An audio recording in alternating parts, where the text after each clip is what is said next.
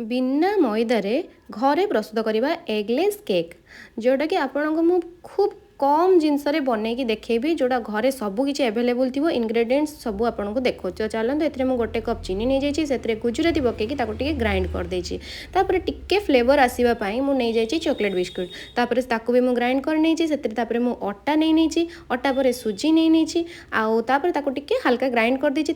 जगार टिके half cup oil नहीं जाइए से पकईदेची पाउडर सुगर और गोटे कप से पकई देची क्षीर तापर मुझे देखिपे मुझे सब जहाँ भी अटा अटा आउ सुजी को मिक्स करके पकई नहीं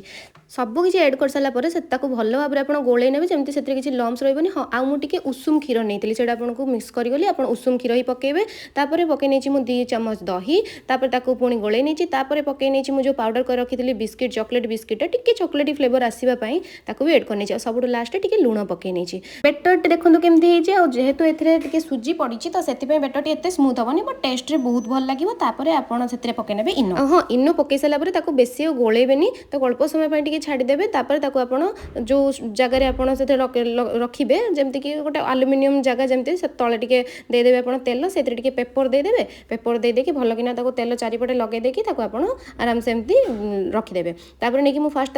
इंडक्शन में बसई बट तापर मुझे नहीं गैस रे बसैली कहीं बहुत टाइम लगी इंडक्शन में गैस रे जल्दी जो पोड़ार भी संभावना ना जेहेतु मुझे आगुरी भी करी ना तो मत तथापि टिके डर लगे तो आप देखिपे सैड्रे मुझे गार्निशिंग करने आलमंड और काजू को काटी नहीं से पकई देती देखिए मुझे भल कि केमती आप चेक करेंगे ना आप जहाँ गोटे टूथपिकटे भितर आप इनसर्ट करदे तापर बाहर करके देखिए जे आपको जब टिके भी किसी लगी तो पुणी थोड़ा 5 मिनट में छाड़देवे मोर तो देखिपे किसी लगी ना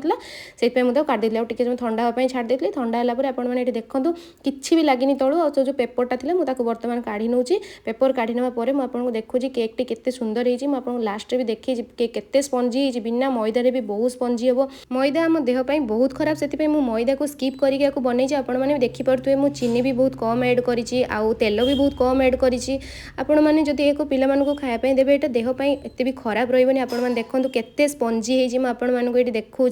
तो जब भिडियोटी भल लगी था मत निहाती भाव में कमेंट मध्यम जनइबे रोची बाय बाय।